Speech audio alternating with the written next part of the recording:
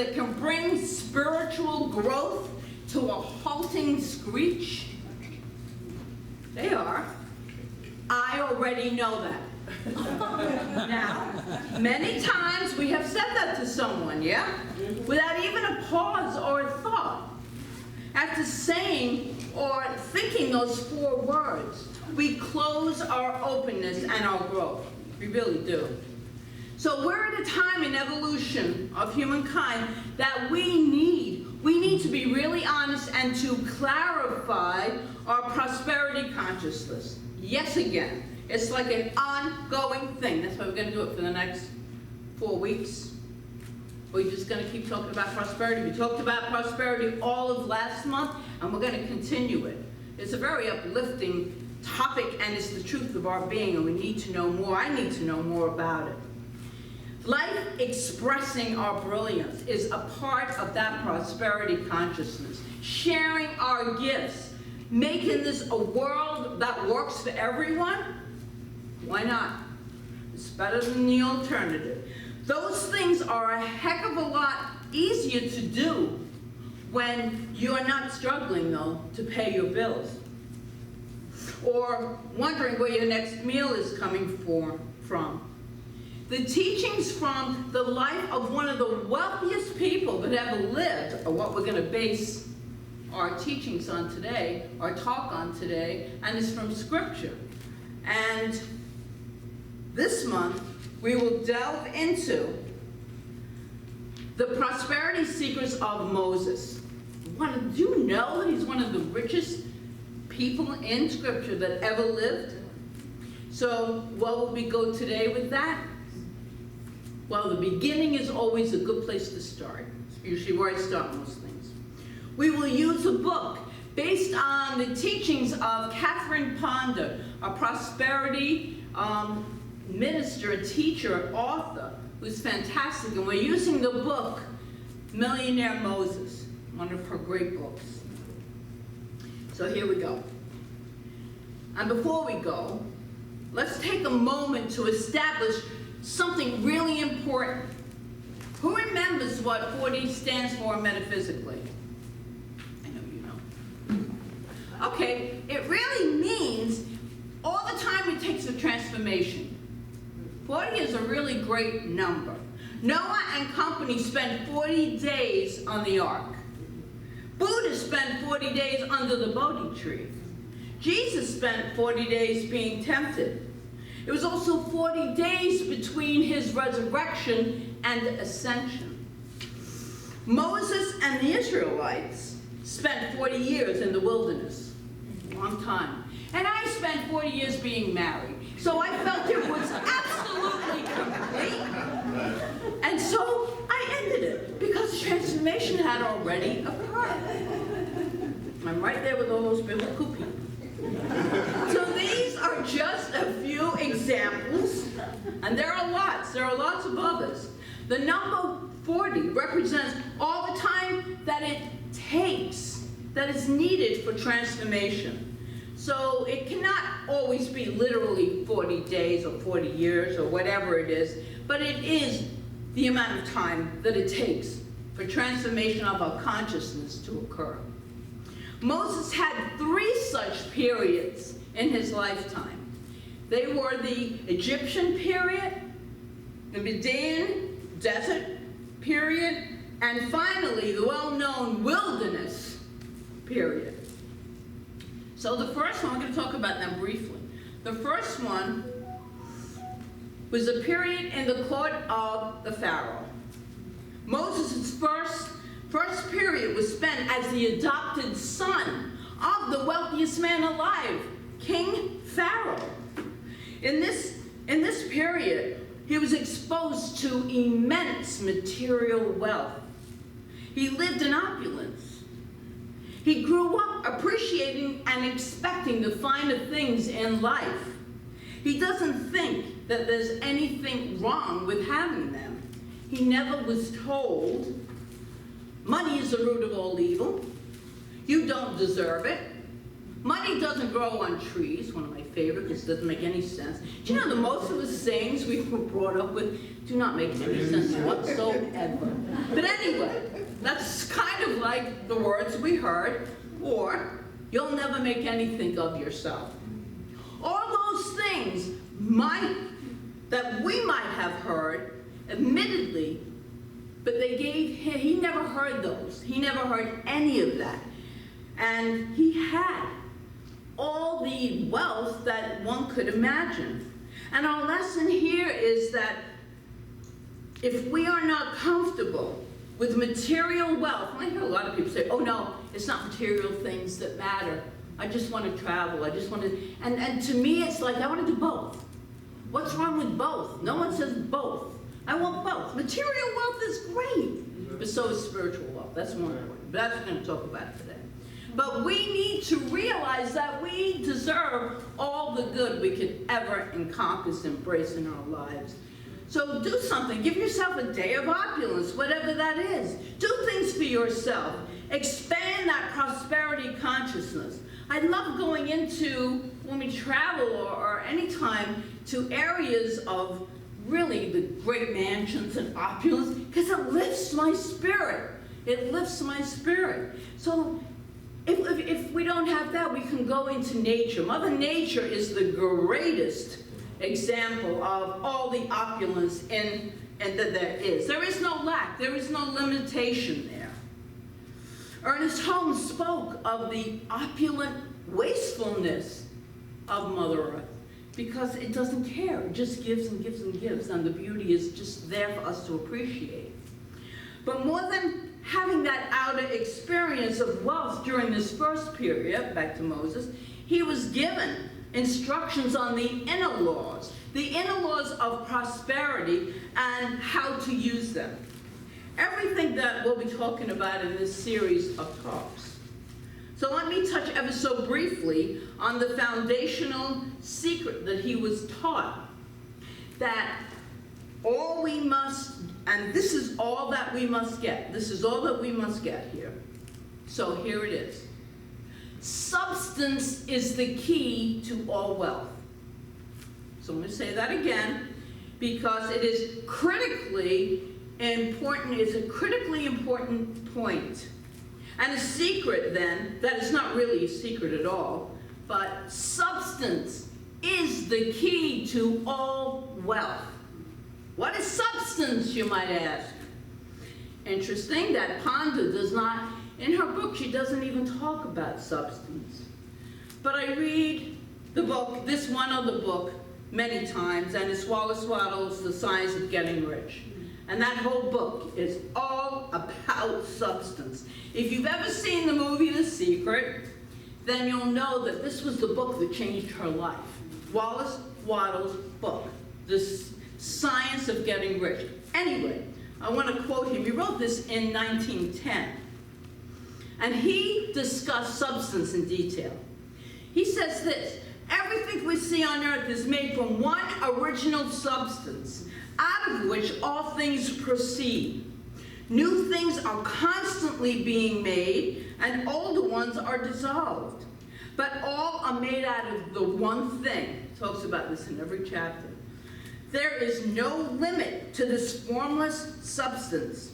The spaces in, through, and between the forms of the visible universe are permeated and filled with this original substance. The raw material of all things, the formless substance is alive and is always impelled toward more life. So what is substance? Again, what substance is God? Universal energy. You know, we talk about love and law. God is love and law.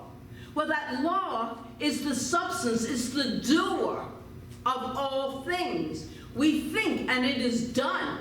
God thinks and it is so. Genesis, the beginning of the Bible.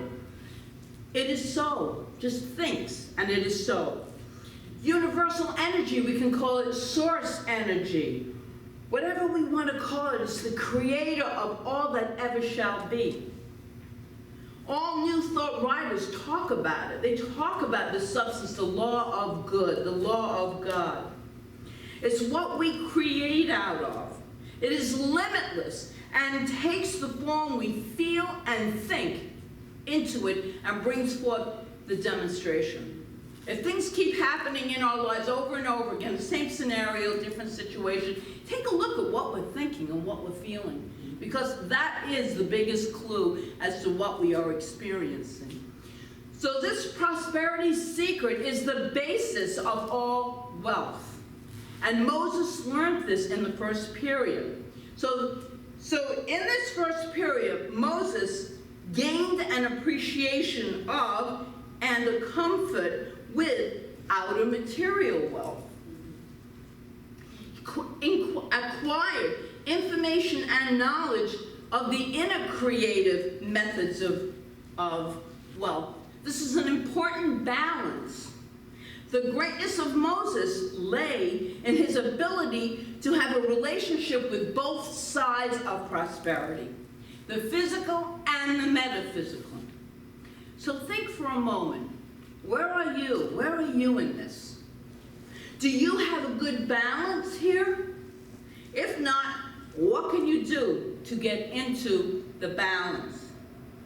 The first period of Moses' life was a time of mental and intellectual development. And it was a critically important time for Moses. Critical ideas for us.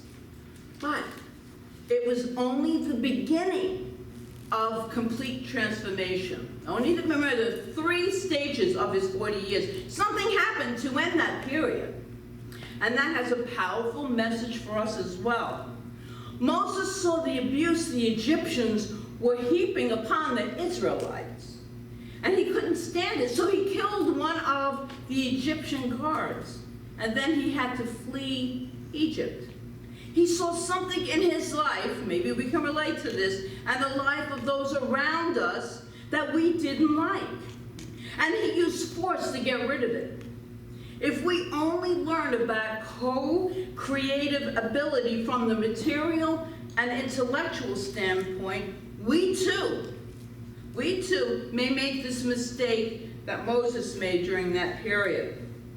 We will use our co-creative ability to force our good. Remember, the force is really resistance. We're pushing against something. And the flow cannot happen. The law of circulation cannot take place when we are constantly trying to make something happen. And that brings us to the second period, the Median Desert experience. When he fled Egypt for his life, he entered into the second 40-year period, or second period of transformation, and this is called the Median Desert period. He brought the prosperity consciousness he had developed in Egypt with him. You don't leave that behind once you develop it. Remember, he came from a very, very wealthy family. And in this period, Moses took time to meditate and turn within to develop and deepen his powers. The word Median means strife and contention. Moses needed this quiet period to overcome strife and the contention he created when he tried to force his good. He realized that instead of trying to straighten out other people, he needed to straighten out his own thoughts and feelings. Has anyone ever had that happen to them? Oh. I know what's good for everyone else. We don't always give advice, but do we give advice to our own self? See, that's where that is. And of course, it was in this period that he encountered the burning bush, which became the voice of Jehovah. The metaphysical interpretation of Jehovah is God within. God within. That's what God is, within us. When Jehovah spoke to Moses through the burning bush experience, he told Moses that the universal God, the power, that power would direct him, it would guide him, and show him the way, and it was named I Am That I Am. The indwelling God power was named I am. And those are two of the most powerful words spoken ever. That burning bush experience is Moses' hearing of his inner voice. His I am presence and having a personal, intimate, heart-connected relationship with the God of his being. And that's what we all want. That's true wealth, a connection with the God of our being. And he had always had a relationship with God, but it was an external God. It was external. At this point in his life, it became personal. And this experience changed his life. He looked different when he came back from the burning bush experience. He was radiant. He was glowing. He was a changed person. So we all must connect with God within. The place of love and peace within us. Some of us don't even know it's there. It's there. The place of divine wisdom and absolute guidance. Just learning how to create our good isn't enough. We're always trying to manifest things. It's not enough. There's more to creating true wealth than just that.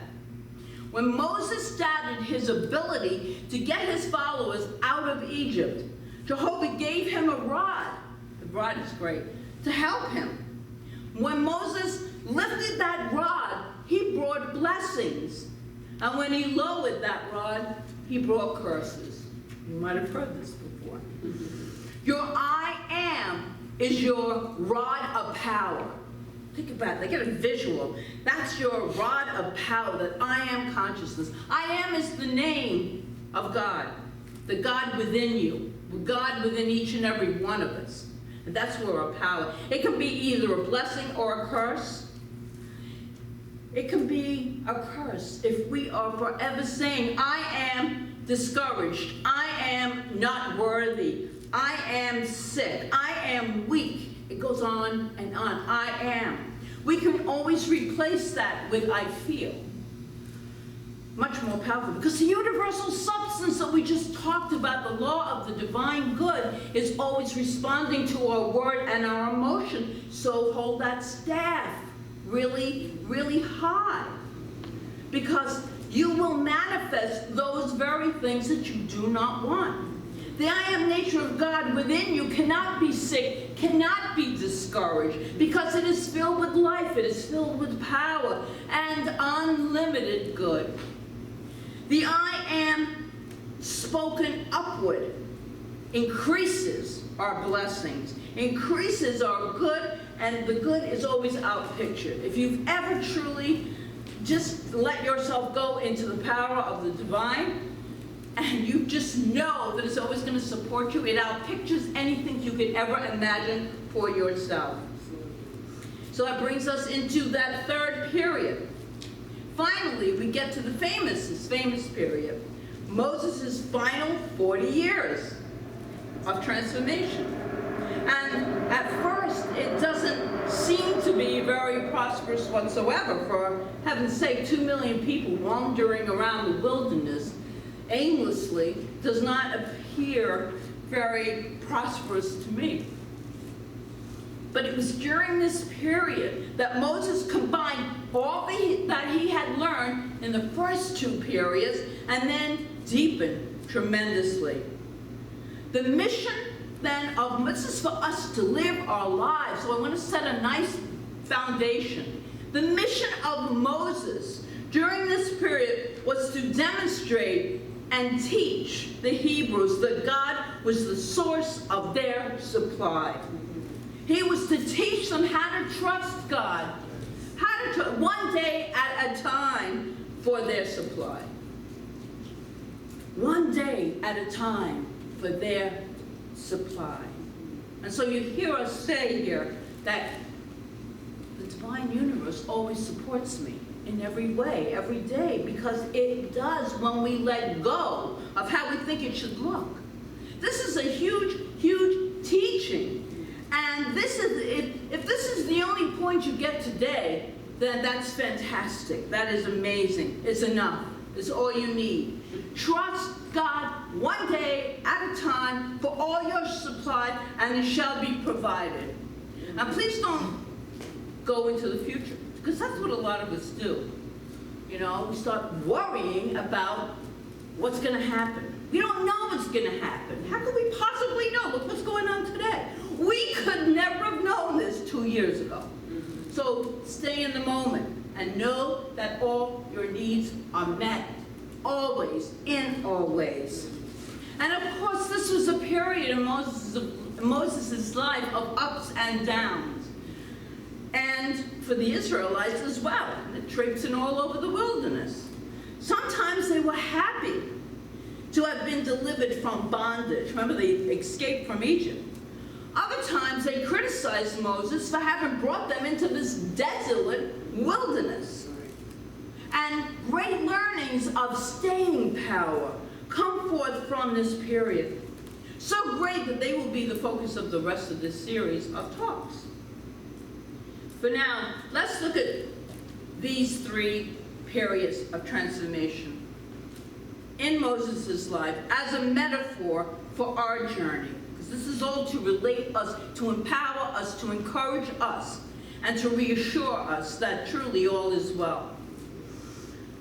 So, first we learn about the power of thought intellectually, and perhaps rush forth to use it on others, or to manipulate and control conditions, as Moses did in killing the guard. If so, we find that we can cause strife and be completely unsatisfied. He had to flee. And then, this causes us to turn within, to begin to overcome that strife and contention. Think about the times in your life where it looked the worst. And if you went in and did your work, it was tremendous blessings that took place. Tremendous stuff that you just couldn't do if everything was just smoothly going on, which life doesn't. It's ups, it's downs. So then we move into the last 40 years, beginning to experience some ups and downs and the use of the internal power. It's not all smooth sailing as we thought it would be. Surprise. And we all have the opportunity to deepen into our spiritual truth and the nature of life. How will be fully expressed in the coming weeks. But for now, I want to ask you, how are you using the power of the great I am within yourself? You can take this during the week ahead. How are you using the power, that rod? Are you holding it high? Are you lowering it? Because this is your connection to God's goodness. You're either blessed or cursed. It's up to you. Life didn't do it to you. Life does things for you. That's what we need to remember.